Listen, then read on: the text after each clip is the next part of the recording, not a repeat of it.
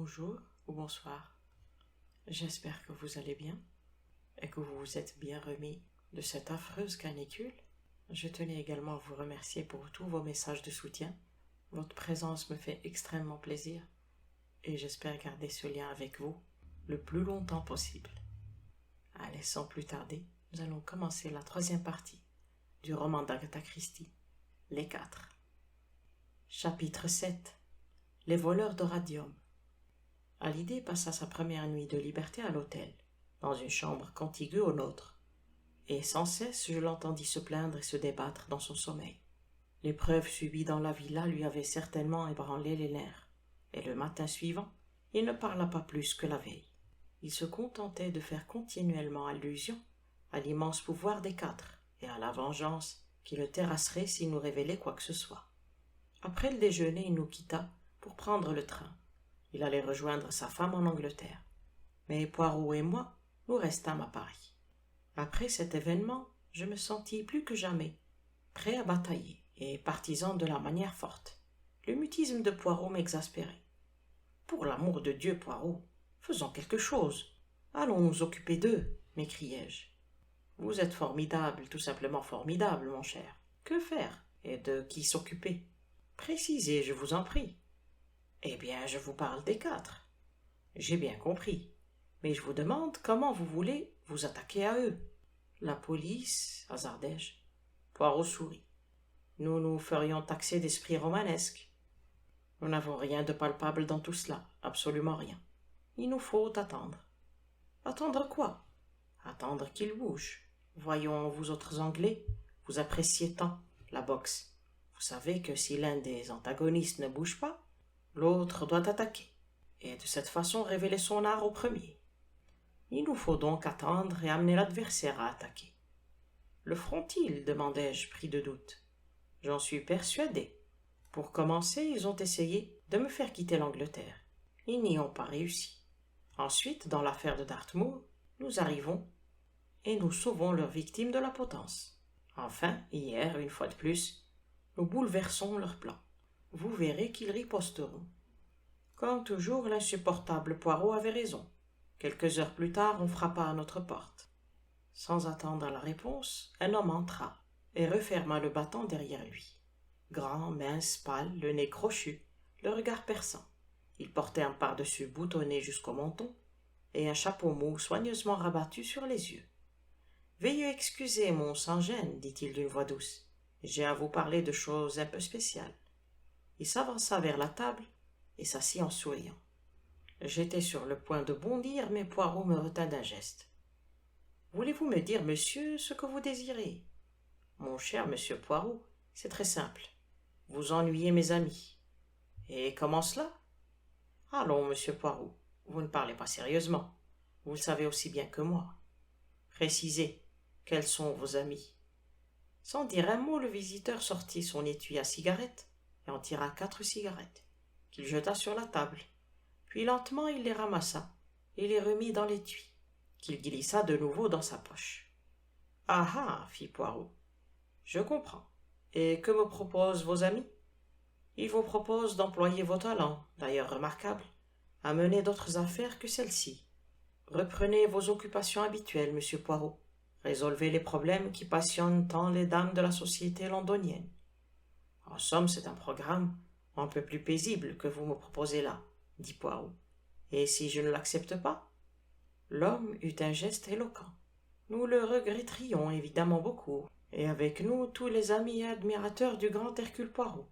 Et les regrets, quelque poignants qu'ils soient, n'ont jamais ressuscité quelqu'un. Voilà qui est délicatement exprimé, murmura Poirot en hochant la tête. Imaginons maintenant que j'accepte. Dans ce cas, je suis chargé de vous offrir une compensation. Et il sortit de sa poche 10 liasses de billets de banque et les étala sur la table. Chaque liasse comprenait 10 billets de 1000. Ce n'est là qu'une garantie. De notre bonne foi, ajouta-t-il. On vous paiera 10 fois cette somme. Grand Dieu, m'écriai-je. Comment osez-vous penser? Asseyez-vous, Hastings, dit sévèrement Poirot. Réprimez vos élans d'honnêteté et restez tranquille. Quant à vous, monsieur, je me demande ce qui m'empêche de téléphoner à la police et de vous remettre entre ses mains. Mon ami ici présent vous empêcherait de vous enfuir. Essayez, répondit calmement notre visiteur. Assez, m'écriai-je, n'y tenant plus. Téléphonez à la police, Poirot, et finissons-en. Je me levai et je m'adossai à la porte. C'est ce qu'il y a de plus sensé à faire, grommela Poirot, comme s'il en discutait avec lui-même. Mais vous avez tout de même un certain doute, dit l'homme en paraissant à l'aise. Voyons, Poirot, insistai-je avec empressement. Toute la responsabilité vous en incombera, mon cher. Comme mon ami décrochait l'appareil, l'individu bondit sur moi, et j'étais prêt à le recevoir. Nous roulâmes sur le parquet dans un corps à corps furieux. Subitement, je le sentis glisser et défaillir. Je redoublai d'efforts. Mais au moment où je me grisais déjà de ma victoire, une chose extraordinaire se produisit. Je me sentis projeté en avant, la tête la première, et vint m'écraser contre le mur. Lorsque je réussis à me relever, la porte se refermait déjà sur mon adversaire. J'essayai de sortir, mais nous étions enfermés à clé du dehors. Je courus vers le téléphone et j'arrachai le récepteur à Poirot. « Allô, le bureau de l'hôtel ? Arrêtez un homme qui va sortir. Il est grand, mince, il porte un pardessus boutonné jusqu'au menton et un chapeau mou rabattu sur les yeux. Il est recherché par la police. » Quelques minutes plus tard, la clé grinça dans la serrure. La porte s'ouvrit, et sur le seuil parut le directeur de l'hôtel. « Avez-vous l'homme » m'écriai-je. « Non, monsieur, personne n'est descendu. »« Vous avez dû le laisser passer. »« Nous n'avons laissé passer personne, monsieur. Il est impossible qu'il se soit enfui. »« Mais quelqu'un a passé quand même, n'est-ce pas ?» demanda aimablement Poirot. « Un employé de l'hôtel, peut-être. »« Seulement un garçon qui portait un plateau, monsieur. »« Ah !» dit Poirot sur un ton qui en disait long. « Voilà pourquoi son pardessus était si bien boutonné, » commenta Poirot, après le départ du directeur. « Je suis navré, Poirot, » murmurai-je l'oreille basse. Je croyais avoir le dessus. « Oui, je suppose qu'il vous a joué un tour de jiu-jitsu. Ne vous inquiétez pas, mon cher, tout cela s'est déroulé suivant un plan établi. C'est bien ce que je souhaitais. »« Et cela ?» demandai-je en me précipitant vers un objet brun qui était sur le sol. C'était un petit porte-cartes, certainement tombé de la poche du visiteur pendant notre lutte. Il contenait 2 factures acquittées au nom de M. Félix Laon et une feuille de papier pliée en 4 que j'ouvris avec émotion. Quelques mots y étaient griffonnés au crayon. La prochaine réunion du conseil aura lieu le vendredi à 11h, 34 rue de l'Échelle. Elle était signée d'un grand 4. Nous étions précisément vendredi, et la pendule sur la cheminée marquait 10h30. « Quelle chance !» m'écriai-je. « Partons tout de suite. C'est une veine inespérée. »« Voilà pourquoi il est venu, » dit Poirot. « Maintenant je comprends tout. »« Que comprenez-vous ? Allons, Poirot, bougeons. Vous n'allez pas rester ici à rêvasser, il est temps d'agir. » Poirot me lança un coup d'œil et hocha la tête en souriant. « Voulez-vous venir chez moi ?» dit l'araignée à la mouche. « C'est ainsi, je crois, que commence une fable. Non, mon cher ami. Ils se font fins, mais pas aussi fins qu'Hercule Poirot. Où voulez-vous en venir ? Je me suis demandé la raison de cette visite, Hastings, et je l'ai trouvée. Pensez-vous que notre visiteur espérait réellement me soudoyer ou me faire abandonner la lutte en me menaçant ? C'est peu probable. Alors pourquoi est-il venu ? Maintenant je saisis tout. C'était un plan très adroit. D'abord essayer de me corrompre ou de m'intimider, ensuite provoquer une bataille. Grâce à votre zèle, cela n'a pas été difficile. Et du même coup laisser échapper le porte-cartes. Le piège était tendu. Une réunion, rue de l'Échelle à 11h. Jamais de la vie. On ne prend pas Hercule Poirot aussi facilement que cela. Et mon illustre ami ajouta, en fronçant le sourcil. Il y a une autre chose que je ne comprends pas. Laquelle ? L'heure, Hastings. L'heure. S'ils avaient l'intention de m'attirer, la nuit aurait été certainement bien plus préférable. Pourquoi 11h ? Un événement serait-il sur le point de se produire ce matin ? Un événement qu'ils aimeraient me cacher ? Poirot secoua la tête et poursuivit. Nous verrons. Je resterai ici, mon ami. Ne sortons pas et attendons les événements. À 11h30 exactement, une convocation arriva sous la forme d'un petit bleu. Poirot l'ouvrit et me le fit lire. Il était de Madame Olivier, la célèbre savante que nous avions eu l'honneur de voir la veille pour lui parler de M. Hallyday. Elle nous priait de passer immédiatement chez elle. Nous allâmes sur le champ à Passy, et Madame Olivier nous reçut dans le même petit salon. Je fus frappé de nouveau par l'intelligence extraordinaire qui émanait de cette femme au long visage de nonne, aux yeux ardents éminente disciple des Becquerel et des Curie. Elle aborda le sujet de front. Messieurs, vous m'avez interrogé hier au sujet de la disparition de M. Halliday. J'apprends maintenant que vous êtes revenu ici une seconde fois et que vous avez demandé à voir ma secrétaire, Inès Véronneau. Elle est partie avec vous et elle n'est plus jamais revenue. Est-ce tout, madame? Non, monsieur, ce n'est pas tout. La nuit dernière, on a pénétré par effraction dans mon laboratoire. De nombreux papiers ont été volés. Les voleurs ont tenté d'emporter quelque chose de plus précieux encore. Mais heureusement, ils n'ont pu ouvrir le grand coffre-fort. Madame, voici les faits. Votre ancienne secrétaire, madame Véronneau, était en réalité la comtesse Rossakoff, experte en vol. Elle avait pris part à l'enlèvement de M. Halliday. Depuis combien de temps est-elle avec vous? 5 mois, monsieur. Ce que vous me dites me stupéfie. La chose n'en est pas moins vraie. Les papiers volés étaient-ils faciles à trouver? Ou bien au contraire, pensez-vous qu'une parfaite connaissance des lieux était nécessaire? Il est évidemment curieux que les voleurs aient su où chercher. Pensez-vous qu'Inès a fourni des indications aux voleurs? J'en suis certain. Mais quel est cet objet précieux qu'ils n'ont pu emporter? Un bijou? Madame Olivier fit un signe négatif. Quelque chose de plus précieux. Elle regarda autour d'elle, puis se pencha vers nous et chuchota. Du radium. Du radium? Oui, monsieur, je possède en propre une certaine quantité de radium et on m'en a prêté encore pour mes recherches. Pour infime que ce soit la quantité dont je dispose, elle représente une certaine partie du stock mondial et a une valeur de plusieurs millions de francs. Où est le radium? Dans son écrin de plomb, au fond du grand coffre. Ce dernier, extérieurement, est un vieux modèle, mais en réalité il est pourvu de tous les perfectionnements modernes, une merveille de sécurité. C'est pourquoi les voleurs n'ont pu l'ouvrir. Combien de temps conservez-vous ce radium? Encore 2 jours, monsieur Poirot, après quoi mes expériences seront terminées. Le regard de Poirot s'anima. Inès Véronneau est-elle au courant? Oui. Dans ce cas, nos amis vont revenir. Surtout ne parlez de moi à personne, et soyez assurés que je sauverai votre radium. Avez-vous une clé de la porte du laboratoire qui donne sur le jardin? La voici, j'en ai une deuxième pour moi. Voilà également la clé de la porte du jardin donnant sur l'allée qui sépare ma maison de celle d'en face. Je vous remercie, madame. Couchez-vous ce soir comme d'habitude. Ne craignez rien et laissez-moi faire. Surtout pas un mot à qui que ce soit, même pas à vos 2 aides. Mademoiselle Claude et monsieur Henri, je crois. À eux moins qu'à quiconque. Poirot quitta la ville en se frottant les mains, de satisfaction. Qu'allons-nous faire maintenant? Demandai-je. Eh bien, nous allons quitter Paris pour l'Angleterre. Comment? Nous allons emballer nos affaires, déjeuner, et nous faire conduire à la gare du Nord. Mais le radium? J'ai dit que nous allions partir pour l'Angleterre. Je n'ai pas dit que nous y arriverions. Réfléchissez un moment, Hastings. Nous sommes certainement surveillés, et il faut que nos adversaires nous croient partis. Pour qu'ils aient cette certitude, nous devons prendre le train. Voulez-vous dire que nous allons de nouveau nous esquiver à la dernière minute? Non, Hastings, nos ennemis ne seront satisfaits que si nous leur offrons un véritable départ. Mais le train ne s'arrête pas avant Calais. Il s'arrêtera, si nous payons. Voyons, Poirot, vous ne prétendez tout de même pas arrêter l'express, même en payant. Mon cher ami, n'avez-vous jamais remarqué la petite poignée dénommée signal d'alarme, dont l'usage non motivé coûte quelque chose comme 100 francs? Vous allez faire ça? Pas moi, un de mes amis, Pierre Combeau, pendant qu'il discutera avec le chef du train, et que tous les voyageurs se grouperont autour d'eux.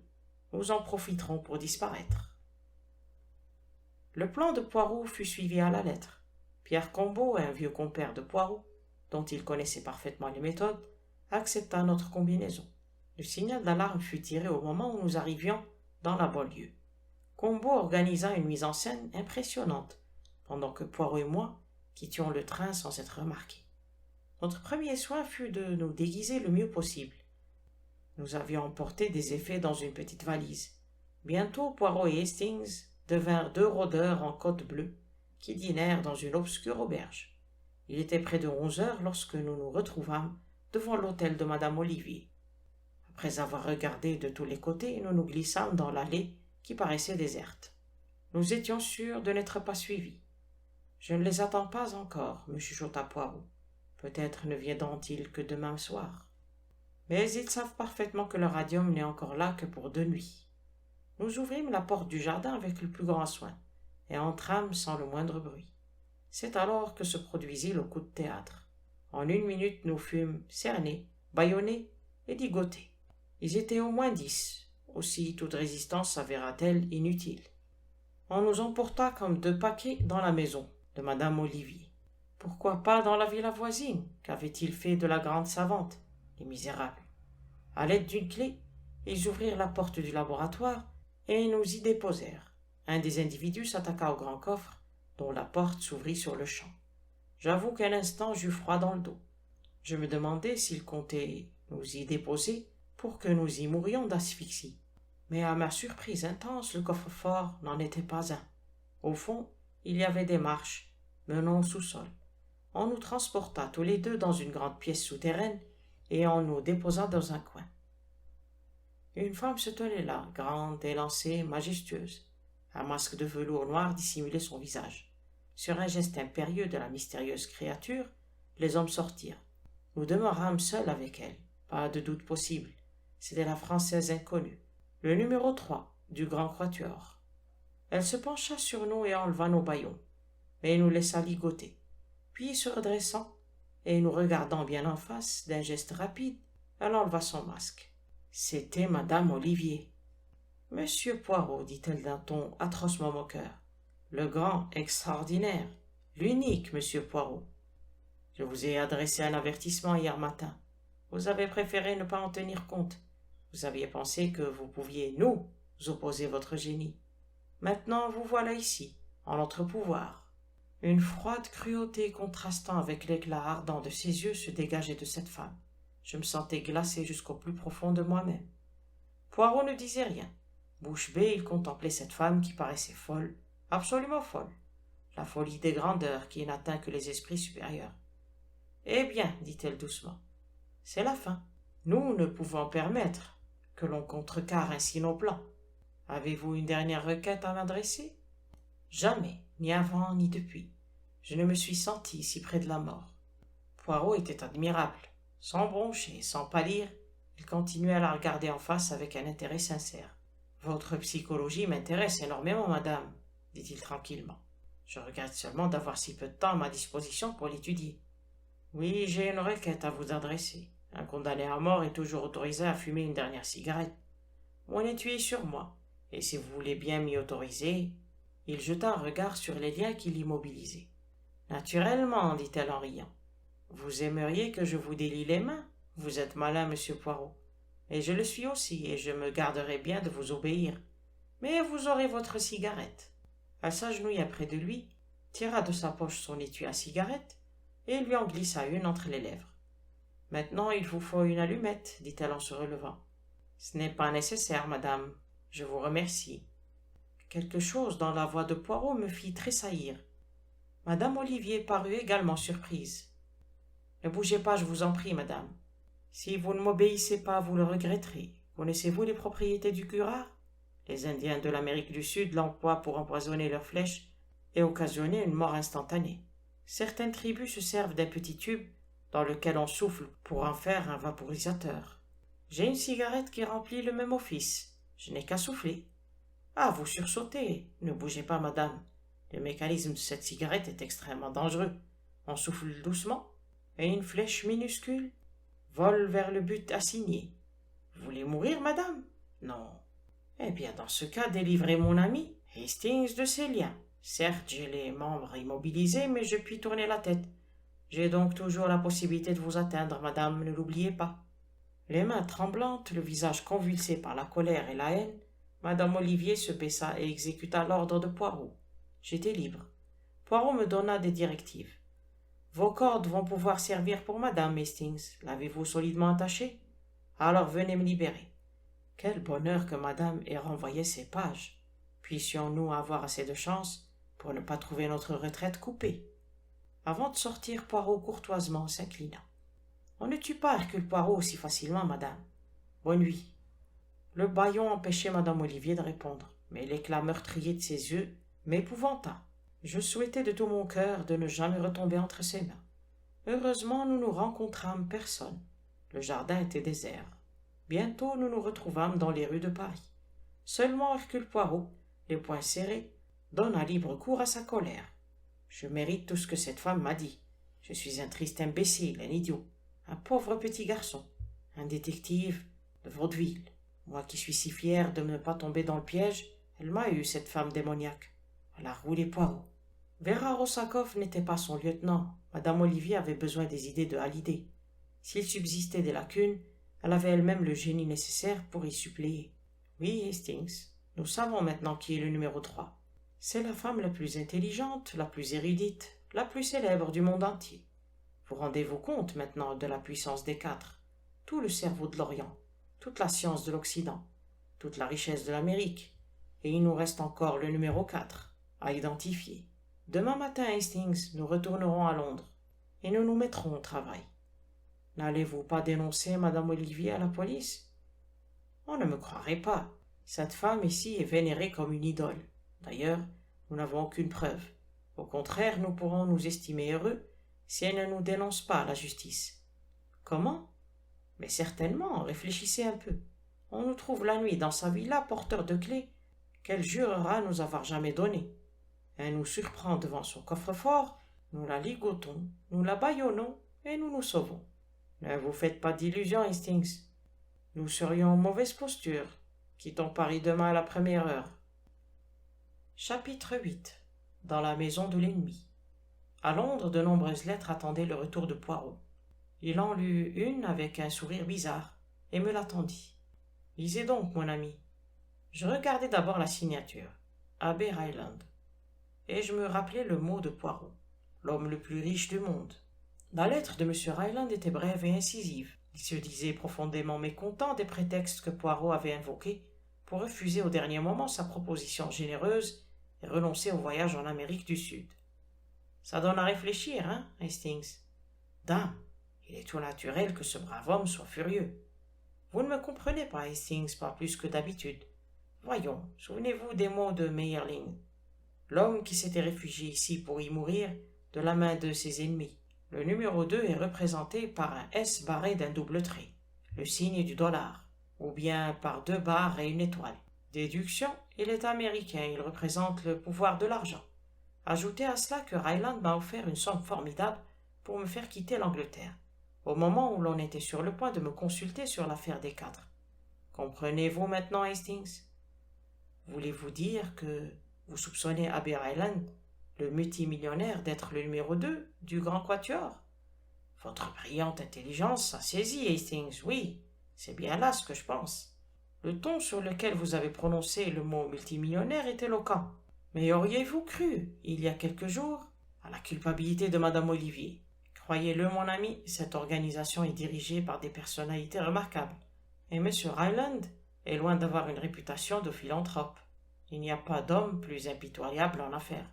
De l'argent, de l'ambition et pas de scrupules. Bref, un requin de la grande classe. Mais enfin, Poirot, comment êtes-vous arrivé à cette conclusion? Où sont vos preuves? Avez-vous une certitude? Je donnerai n'importe quoi pour l'avoir. En attendant, permettez-moi, à titre d'hypothèse, de considérer Abbé Ryland comme le numéro 2. Et nous approcherons du but. D'après sa lettre, Ryland vient justement d'arriver à Londres. Irez-vous le voir et lui présenter vos excuses? Peut-être. 2 jours plus tard, Poirot revenait, dans un état d'excitation extrême, et me saisissant les 2 mains, en impulsif qu'il était. Mon cher, une occasion prodigieuse s'offre à nous, une chance sans précédent, et qui ne se retrouvera jamais. Mais il y a du danger, un très grand danger. Je n'ose même pas vous demander de le courir. Je haussai les épaules. Si Poirot croyait m'intimider, il faisait fausse route. Maîtrisant son émotion, le maître m'exposa son plan. Abbé Ryland cherchait un secrétaire anglais cultivé et ayant de bonnes manières, et Poirot pensait que je pouvais briguer cet emploi. Je le ferai volontiers moi-même, expliqua-t-il pour se justifier, mais il m'est presque impossible de me déguiser comme il le faudrait. Certes, je parle très bien l'anglais, sauf que, lorsque je suis agité, mais mon accent attirerait quand même l'attention. Et même si je faisais le sacrifice de ma moustache, on me reconnaîtrait. C'était également mon avis, et je me déclarai tout disposé à jouer le rôle de secrétaire pour pénétrer de cette façon dans l'intimité de Ryland. Je parie 2 contre 1 qu'il ne me prendra pas comme secrétaire, observai-je. Je suis sûr du contraire, je vais vous délivrer de tels certificats qu'ils sont pour les chats les babines. Vous serez recommandé par le ministre de l'Intérieur en personne. J'ai eu à m'occuper pour lui d'une affaire qui aurait pu provoquer un grand scandale.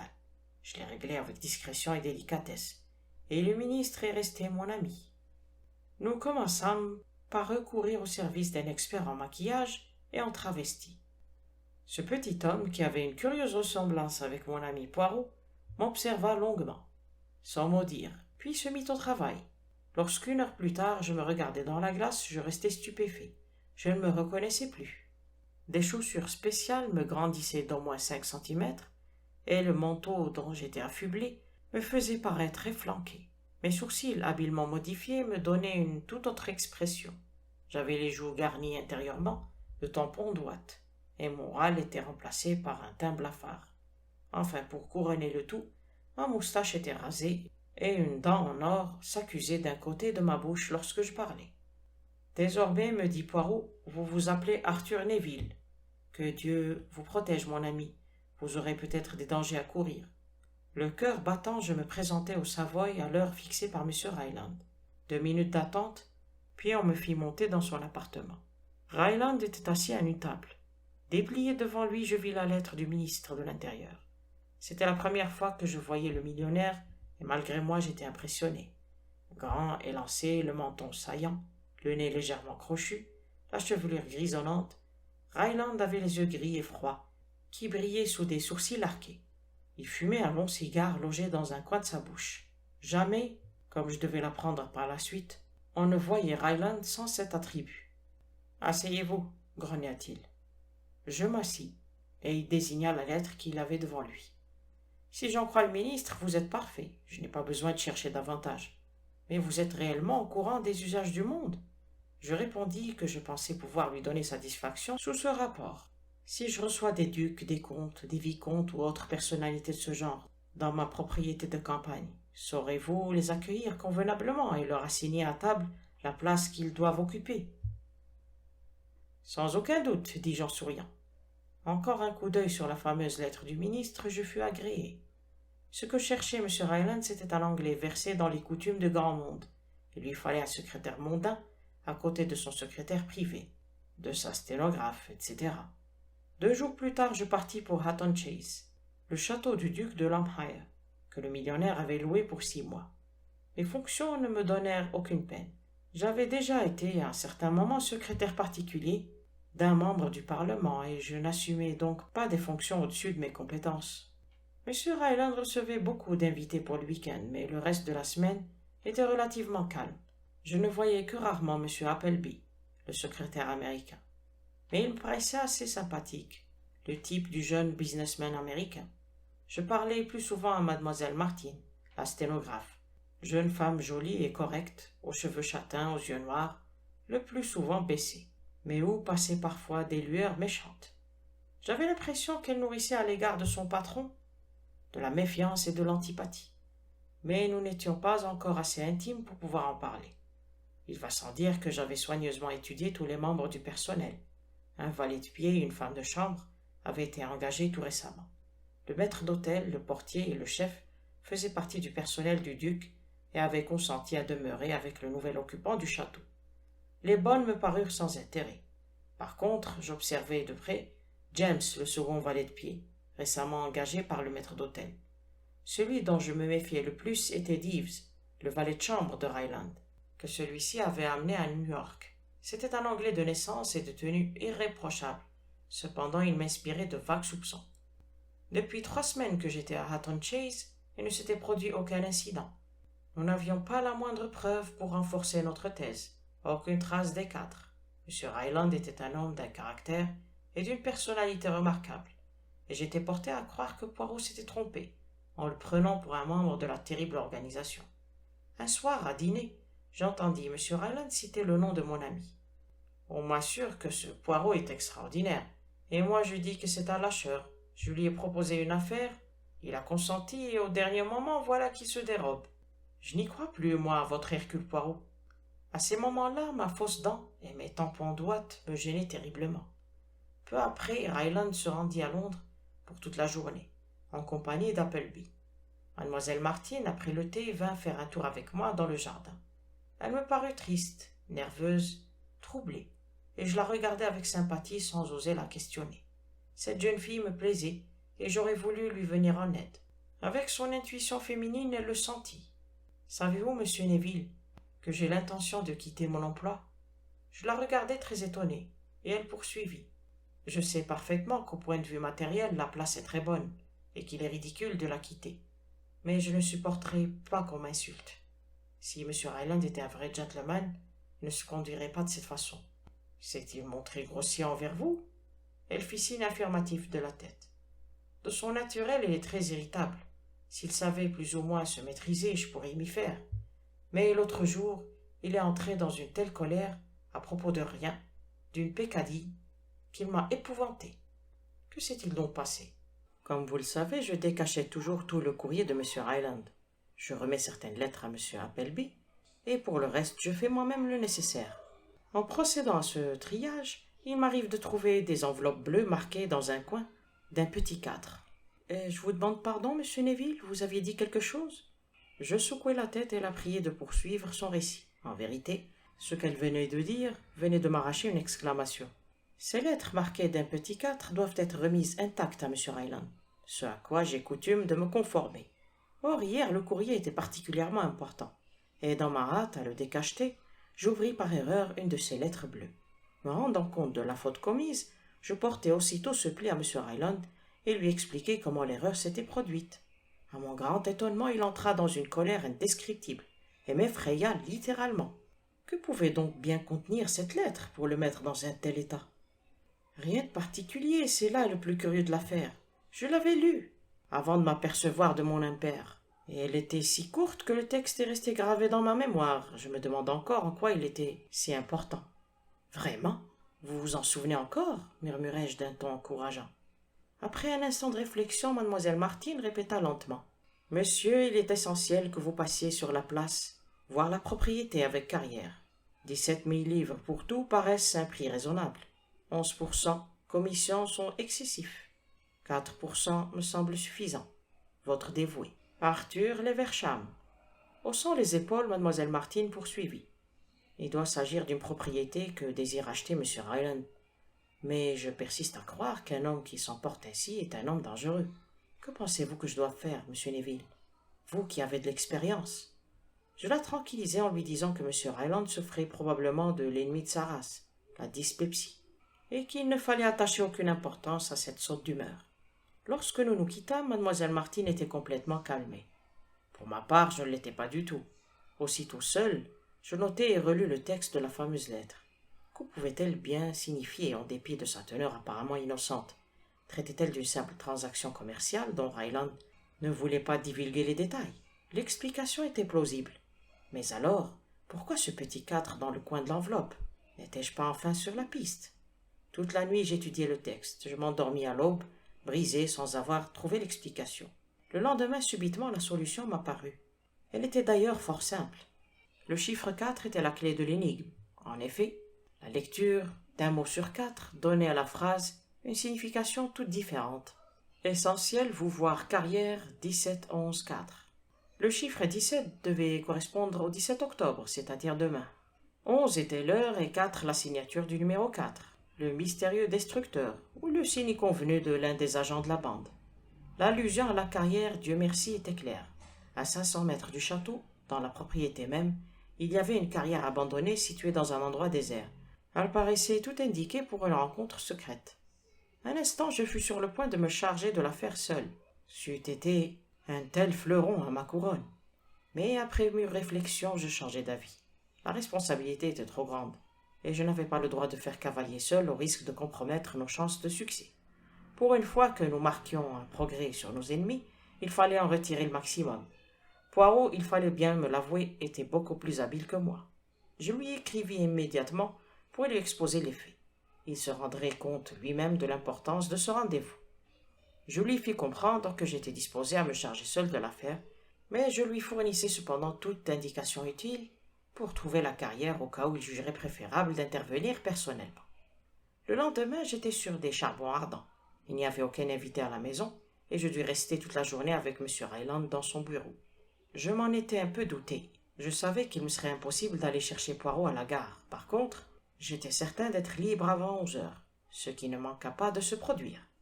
À 10h30, M. Ryland regarda la pendule et me déclara: « C'est tout pour ce soir. » Je ne me le fis pas dire 2 fois. Je montai dans ma chambre comme si j'avais eu l'intention de me coucher, mais redescendis bientôt par l'escalier de service et gagnai sans bruit le jardin. Je m'étais affublé d'un pardessus foncé pour mieux me dissimuler. À quelque distance de la maison, je jetai un coup d'œil derrière moi et je vis M. Ryland sortir de son bureau. Il se rendait certainement au rendez-vous. Je pressai le pas, de façon à conserver mon avance, et j'arrivai à la carrière quelque peu essoufflé. Les lieux paraissaient déserts. Je me cachai dans un buisson épais pour attendre les événements. 2 minutes plus tard, à 11 heures précises, Ryland apparut, le chapeau sur les yeux, son inévitable cigare à la bouche. Il jeta un coup d'œil circulaire et disparut dans la carrière. Bientôt, je perçus un bruit de voix étouffée. L'autre ou les autres étaient déjà arrivés au rendez-vous. Je sortis du fourré en rampant, et je me glissai pas à pas le long du petit chemin escarpé. Bientôt, je n'étais plus séparé de mes ennemis que par un rocher derrière lequel je me blottis. C'était un admirable poste d'écoute. Me sentant parfaitement en sécurité, je me penchai en avant pour mieux entendre. Et j'aperçus en face de moi le canon noir d'un automatique. « Haut les mains, » dit Ryland. « Je vous attendais. » Il était assis dans l'ombre du rocher. Il m'était impossible de le voir, mais sa voix menaçante m'en disait assez. Je sentis sur ma nuque le contact de l'acier froid. À ce moment seulement, Ryland baissa son revolver. « Très bien, George, » dit-il d'une voix traînante. « Amenez-le par ici. » Bouillonnant de rage muette, je dus me laisser entraîner, bâillonner et ligoter par l'invisible George, qui n'était autre sans doute que l'impeccable Deeves. Ryland reprit la parole, mais d'une voix si dure que j'eus peine à la reconnaître. « Il est temps d'en finir avec vous deux. Vous avez contrecarré les plans des 4, cela se paie. Vous est-il arrivé d'entendre parler d'éboulement? Il s'en est produit un ici il y a 2 ans. Il y en aura un autre ce soir. C'est moi qui l'ai décidé. Je n'entends plus que votre ami n'est pas assez exact au rendez-vous. » Je me sentais rongé de remords à l'idée que Poirot viendrait à son tour se faire prendre au piège, pourvu qu'il m'ait laissé le soin de mener cette affaire moi-même, pourvu qu'il n'ait pas quitté Londres. À mesure que les minutes passaient, mon espoir augmentait. Mais hélas, un bruit à peine perceptible vint me détromper. J'entendis marcher doucement, très doucement, plus près, toujours plus près, et moi impuissant, bâillonné, incapable de prévenir mon ami le plus cher. Agonie atroce. Plus d'erreur possible. Les pas venaient bien du chemin. Enfin, une silhouette noire apparut, penchant légèrement la tête de côté et scrutant l'obscurité. Avec un grognement de satisfaction, Ryland leva son revolver. « Haut les mains !» En même temps, Deeves bondit sur Poirot et le saisit par derrière. Le grand détective était pris. « Je suis bien aise de vous voir, monsieur Poirot. » Scandale américain. Le sang-froid de Poirot était merveilleux, il ne sourcilla pas. « Mon ami est-il ici ?» demanda-t-il en fouillant l'obscurité du regard. « Mais certainement, vous êtes tous les deux pris au piège. » Poirot se mit à rire. « De quel piège parlez-vous? Vous ne le voyez pas? » « En effet, il y a un piège, » répondit tranquillement Hercule. « Mais vous faites erreur, monsieur, c'est vous qui êtes pris. »« Que dites-vous? » s'écria Ryland en levant son arme. « Si vous tirez, vous commettrez un crime dont 10 pères Dieu seront témoins, et vous serez pendu, comme 2 et 2 font 4. L'endroit où nous sommes est cerné par la police, depuis plus d'1 heure. Échec et mat, monsieur Ryland. » Poirot siffla, et comme par enchantement, des policemen sortirent de tous côtés. En un clin d'œil, Ryland et son complice furent saisis et désarmés. Après avoir échangé quelques mots avec l'officier qui commandait le détachement, Poirot me prit par le bras et m'emmena. À peine sorti de la carrière, son premier geste fut de m'embrasser et de s'assurer que je n'étais pas blessé. Enfin, il me félicita et me dit tous ses remords de m'avoir laissé jouer ce rôle. « Tout est bien qui finit bien, mon cher Poirot. Mais comment diable avez-vous pu deviner qu'on m'avait de nouveau posé un piège? Mais c'est à cela que je m'attendais, voyons, mon pauvre ami. Dans quel but pensez-vous vous ai-je fait venir ici? Réfléchissez, votre faux nom, votre déguisement. Tout cela pouvait-il tromper Ryland? Comment? Et vous ne m'avez rien dit? Comme je vous l'ai souvent fait remarquer, Hastings, vous avez une nature si honnête qu'il vous est impossible de tromper qui que ce soit. À moins d'être trompé vous-même. Selon mes prévisions, vous avez été repéré dès le début de votre entrée en fonction. C'est mathématique pour quiconque sait faire travailler sa matière grise. On s'est servi de vous comme d'un appât, pour me prendre. Quant à la dactylo... À propos, question psychologique. N'a-t-elle pas les cheveux roux? Si c'est à mademoiselle Martin que vous faites allusion, dis-je d'un ton sec, sa chevelure est du plus beau châtain doré, et ces individus sont extraordinaires, ils ont même étudié vos points faibles. Voyons, mon cher, mademoiselle Martin était dans le complot. Elle a insisté sur la colère de Ryland, et quand votre indignation de gentleman était à son comble, elle vous a cité le texte de la lettre. Le chiffre est intelligemment combiné, suffisamment difficile sans l'être trop. Hastings réfléchit, trouve la solution de l'énigme et mande aussitôt Poirot. Jusque-là, tout va bien pour les quatre. Mais ce qu'ils ignorent, c'est que Poirot a prévu tout cela. Au reçu de votre lettre, je cours chez Japp et je mets tout en œuvre pour obtenir le résultat triomphal dont vous venez d'être témoin. J'étais fort mécontent du rôle que Poirot m'avait fait jouer, et je lui dis, ce qui ne m'empêcha pas de me débarrasser avec volupté de ma fausse dent et de mon faux nom, et de jouir de notre rentrée à Londres. Le lendemain matin, sortant du bain, je songeais avec plaisir au petit déjeuner qui m'attendait, lorsque j'entendis la voix de Japp dans le salon. J'endossai un peignoir de bain à la hâte, et j'allais le rejoindre. « Vous pouvez vous vanter de nous avoir fait donner dans une belle mystification, » disait Japp. « Vous trompez ainsi, vous, Hercule Poirot ?» La physionomie de Poirot méritait d'être vue. Japp poursuivit. « Dire que vous nous avez fait prendre ce laquais pour son maître. »« Quel laquais ?» demandai-je, suffocant de surprise. « James, le second valet de pied de M. Ryland. Il a parié avec les autres domestiques de se faire passer pour le patron et de démasquer ainsi un espion. Il s'agit de vous, monsieur Hastings, qui épiez tout le monde à Eton Chase. »« C'est impossible, répétai-je. Mon pauvre monsieur Hastings, je me suis rendu en compagnie de ce larbin au château, et j'ai trouvé l'authentique Ryland couché tranquillement dans son lit. Le maître d'hôtel, le chef de toute la Valtaille, ont juré qu'il s'agissait d'un pari. Ce n'était qu'une farce stupide, rien d'autre. J'ai naturellement remis ce domestique en liberté. Voilà pourquoi il est resté dans l'ombre, grommela Poirot. Lorsque Japp fut parti, nous nous regardâmes. Nous voilà enfin renseignés, dit mon ami. Abbé Ryland est le numéro 2 du Grand Quatuor. La mascarade à laquelle s'est livré le valet devait donner le change en cas de danger. Et ce valet, c'est le numéro 4, conclut gravement Poirot. Chapitre 9. Le mystère du jasmin jaune. Poirot avait beau prétendre à tout propos que nous étions de mieux en mieux renseignés sur nos ennemis. Pour ma part, j'aurais préféré des succès un peu plus tangibles. Depuis que nous connaissions les quatre, ils avaient commis 2 crimes, enlevé à l'idée et failli nous envoyer, Poirot et moi, dans l'autre monde. Notre seule victoire était d'être encore en vie. Poirot ne partageait pas mon pessimisme. Jusqu'à présent, ils ont eu le dessus, j'en conviens. Mais il rira bien qui rira le dernier. Attendez la fin, Hastings. Et dites-vous bien qu'il ne s'agit pas d'une affaire criminelle ordinaire, mais d'une entreprise mondiale dirigée par des intelligences supérieures. J'essayai, sans succès d'ailleurs, de savoir ce qu'il comptait faire. Selon son habitude, il m'avait tenu dans l'ignorance de ses faits et gestes, depuis notre dernière entrevue. Néanmoins, j'avais appris qu'il s'était mis en rapport avec des agents de la police secrète, aux Indes, en Chine et en Russie. À en juger par les panégyriques qu'il s'adressait de temps à autre, Poirot se livrait à son jeu préféré, sondait l'état de l'esprit de l'ennemi et progressait petit à petit. Le grand maître avait presque complètement abandonné sa clientèle particulière.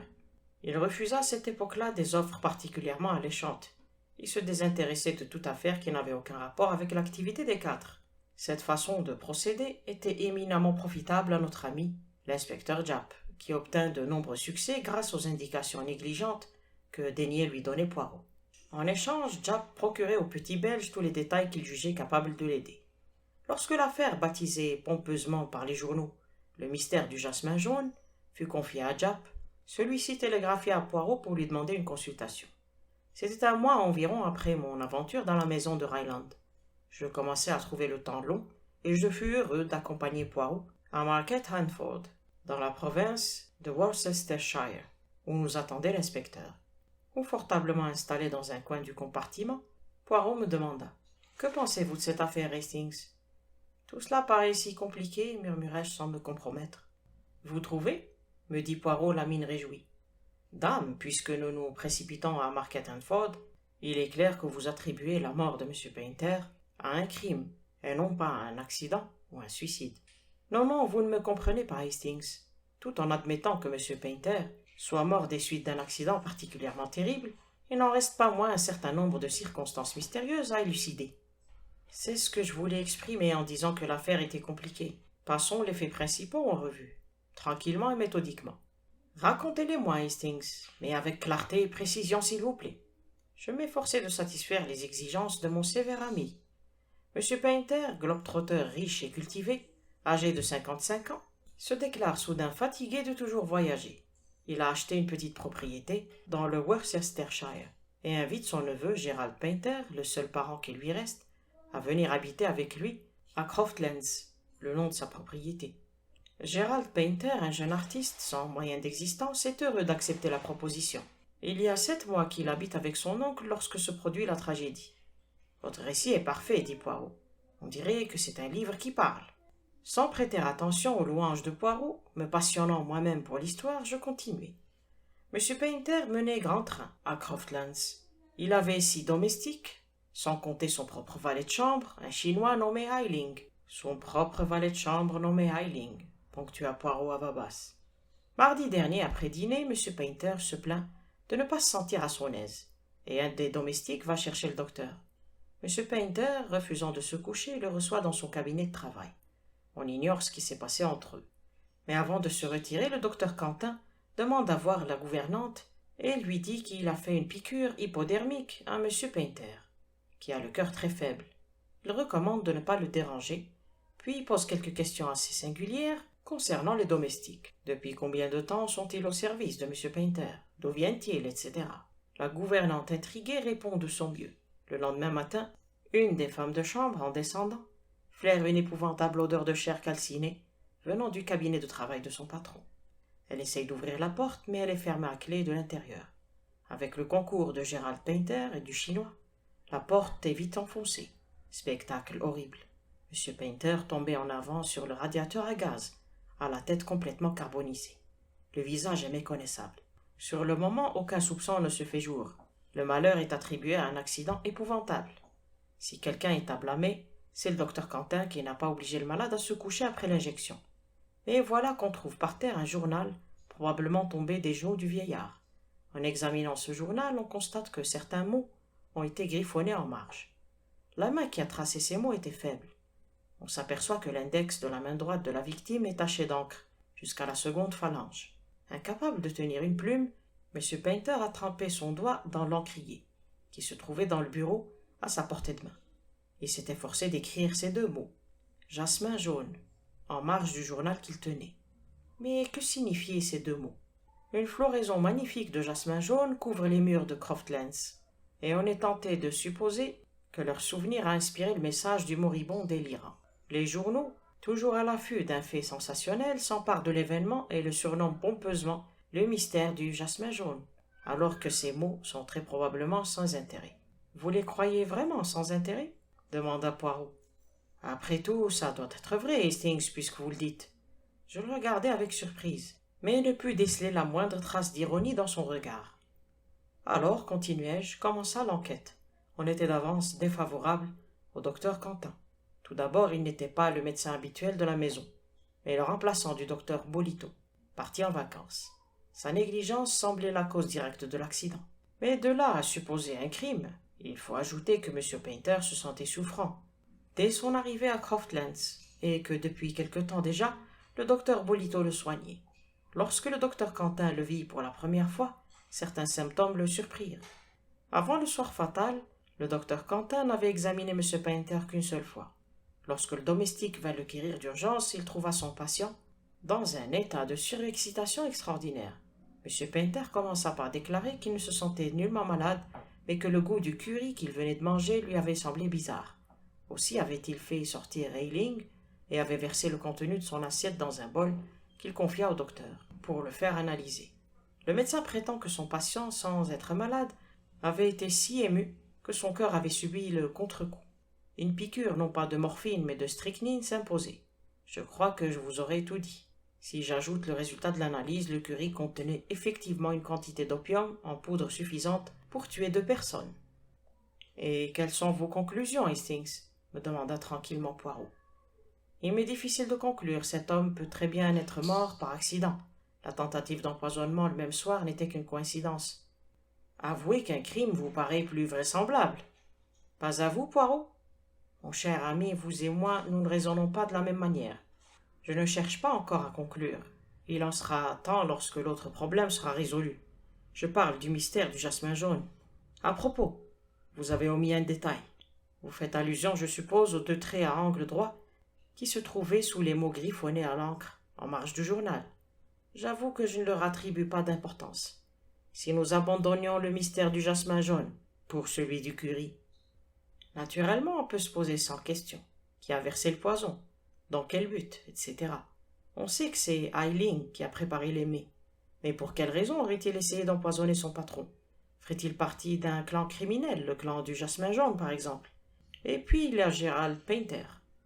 Oui, oui, dit Poirot en hochant la tête. Il est l'héritier de son oncle, cependant il a dîné en ville ce soir-là. Il a pu facilement entrer dans la cuisine et mélanger l'opium à un des ingrédients utilisés pour préparer le curry. Lui-même a dîné dehors pour ne pas manger le pois empoisonné. Mon raisonnement impressionna Poirot et il m'accorda, chose rare, une déférente attention. Je me sentis encouragé à poursuivre mon hypothèse. Gerald Painter rentre tard. Il remarque de la lumière dans le bureau de son oncle et, constatant que son plan a échoué, pousse le vieillard dans le feu. Votre supposition n'est pas plausible, me dit Poirot. Admettez-vous qu'un homme de 55 ans, encore vigoureux, se laisse pousser dans le feu sans se défendre? Bien, Poirot, à votre tour, dites votre point de vue. Poirot sourit, bomba la poitrine et commença d'un air magistral. En admettant qu'il y eut crime, une question se pose tout de même. Pourquoi avoir choisi cette méthode? Je ne vois qu'une seule raison. Rendre toute identification impossible. Le visage est complètement carbonisé et... Comment? L'interrompis-je. Vous pensez... Patientez un instant, Hastings. Ce n'est qu'une supposition. Y a-t-il lieu de penser que le corps n'est pas celui de M. Painter? Peut-être celui de quelqu'un d'autre. J'examine ces 2 questions et j'y réponds par la négative. Alors? Fis-je désappointé. Clignant de l'œil, Poirot reprit. Alors je me dis qu'il y a quelque chose qui m'échappe et qu'il serait bon d'étudier le sujet. Il ne faut pas que je me laisse accaparer uniquement par les 4. Nous arrivons. Savez-vous où est ma petite trousse à habits? Ah, la voici. Voulez-vous me brosser un peu, mon cher? Je vous rendrai l'appareil. Oui, continua Poirot en remettant la brosse dans la valise. Je me laisse peut-être absorber par une seule idée. Tenez ces 2 traits à angle droit dont vous m'avez parlé. Que peuvent-ils bien signifier sinon le commencement d'un 4? Seigneur, m'écriai-je en riant, qu'allez-vous chercher là? Je reconnais qu'il est ridicule de toujours ressasser la même affaire. Il serait bon de changer d'atmosphère. C'est pour ça que je suis venu ici. Mon cher Japp, comment allez-vous? Fin de la 3e partie. J'espère que vous appréciez ces petites intrigues entremêlées. Je vous donne rendez-vous très bientôt pour la suite. En attendant, prenez bien soin de vous. Au revoir et merci.